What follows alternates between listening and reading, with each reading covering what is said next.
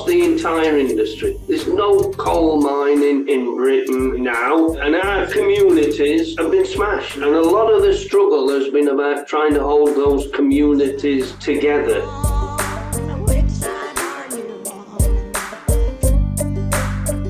Hey, John, appreciate you taking the time to talk to us at 8 a.m. early in the morning over there in the UK.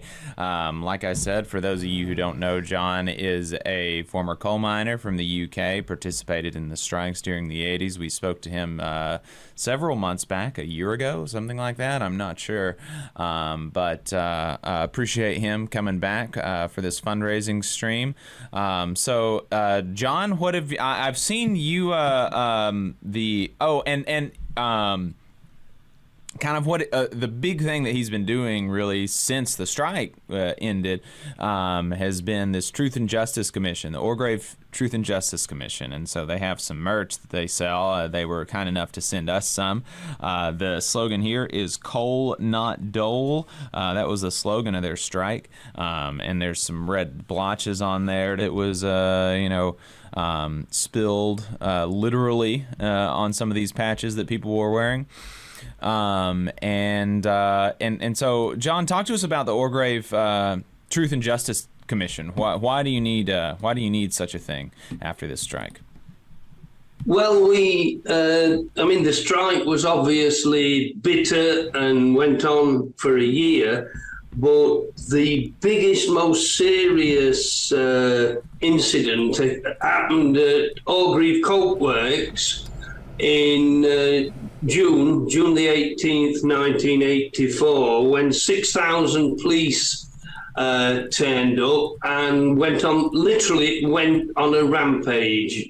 People were seriously injured, broken bones, and charged with 95 of my comrades were arrested, and many charged with riot, which carried a life prison sentence. So, not only were they beaten, battered, and almost killed, they faced never seeing, freedom again. And that whole incident was whitewashed by the state, by the media, and in fact, our state broadcaster, the BBC, reversed the footage that appeared to show our pickets attacking police when in fact they were defending themselves. So, and nothing's been happened. The government have refused to hold a public inquiry.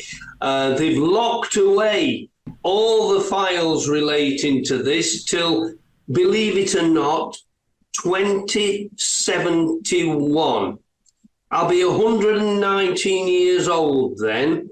I've got 2 criminal convictions that I obtained from a frame-up earlier in the strike on a peaceful picket when the police attacked that. So what we want to do is shine a light, not just on Orgrave, that's the most visible and most publicised part of our dispute, but we want to know and expose what happened during that long, bitter 12 months, how we fought the state, how the police were militarized in order to attack us. And the only way we can do that is by holding a public inquiry. And the government are afraid of that, because what government in a so-called civilized country wants it exposing that they conspired to break a strike and smash a union and destroy an industry? So that's what we're fighting for. But it's also we team up with part of the wider struggles that go on throughout the movement. We've been on picket lines the last 2 years. I was on the local postal workers picket lines. People have been on the rail workers picket lines. So what we're trying to do, and what I try and do in particular, is I remember that year, and it's very similar to what you two guys are doing now, which I've got to compliment you on. It's a great initiative. It's a great show. Without you, people like me over here wouldn't know a thing about what's happening over there. But I was sustained for a year. We ate food from all over the world. Some of it we'd never seen before, and that kept us going. And I've spent most of my active political and trade union life since then trying to repay that debt, because solidarity should be something that you never forget, that you always remember and you always try and reciprocate. So that's why we do what we do, and in particular why I campaign as often and as much as I can on every platform we can get on. Hey, 5 seconds. Just wanted to say that this is only possible because of our donors. If you want to see more of this, then consider donating yourself at tvlr.fm/donate. I think that's really an inspiring story of your dedication to the movement that you were a part of in the 80s, and it's a really a different way than I think a lot of people would be inclined to go after such an event. In the 80s, when the coal miner strike in the UK, did not end well, and you can, and I'll let you talk about the resolution of that strike here in just a moment. But after such a defeat, a lot of people would be more inclined to, kind of give up and not do any more movement work, and just try to put your head down and not do anything else again, really. And so it's really inspiring, the folks like you who have stayed true.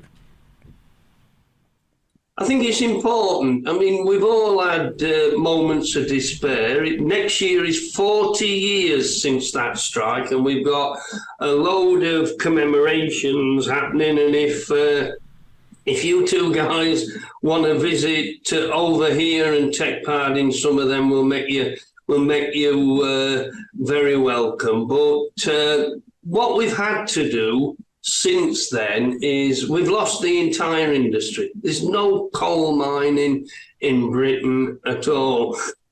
Sorry, now. And our communities have been smashed. They're desolate, and a lot of the struggle has been about trying to hold those communities together. So people are still campaigning and still fighting in some way or another. And wherever I go throughout the country, I do thousands and thousands of meetings since I've been active in the Orgreave campaign.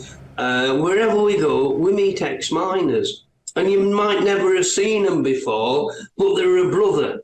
And it's as if, you've known them all your life. That bond still exists. You don't go through something like that and it not leave a lasting impression. I take your point. It would be easy just to put your head down and think, I don't want to do that again. But that's too easy. We can't do that, because the history of the trade union movement is being written out of existence. People, you go to school and you talked about great kings and great leaders like Winston Churchill, who was actually a rabid right-winger and ordered troops to fire on mine workers. We learn that people like that are the great people, but it's not. It's people who go to work every day, people who get up at every hour, go and do a shift purely because they want to feed the families. And when those people organise and fight back, they're the real heroes. They're the real people that we owe a debt to. So, yeah, that's why we have to do it. It'd be easy. I've had despair myself. I know what it's like. I've sunk into a bottle at times and hardly been able to cope. But that solidarity, knowing that you're not alone, is what keeps you going. And that's why all these years later, we're going to not just commemorate our 40th anniversary, we're going to celebrate it, because we stood up to everything. We had 2 pickets murdered, 7,000 of us, myself included, seriously injured. We're not just going to remember that, we're going to celebrate it.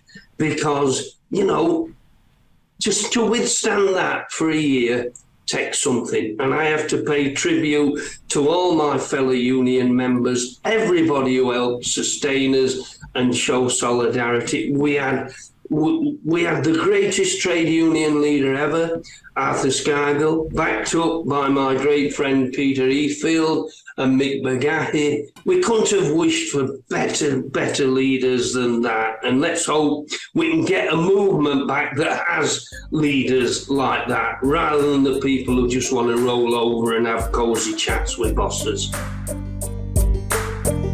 You just saw a clip from the Valley Labor Report. We are live every Saturday morning from 9:30 a.m. till 12:30 p.m. And we pride ourselves on keeping all of our content free to everybody so that we can talk to as many working folks as possible. If you support the work that we're doing, you think that it's important, you think that it's good, then consider making a monthly contribution to the project, and you can do that on our website, tvlr.fm.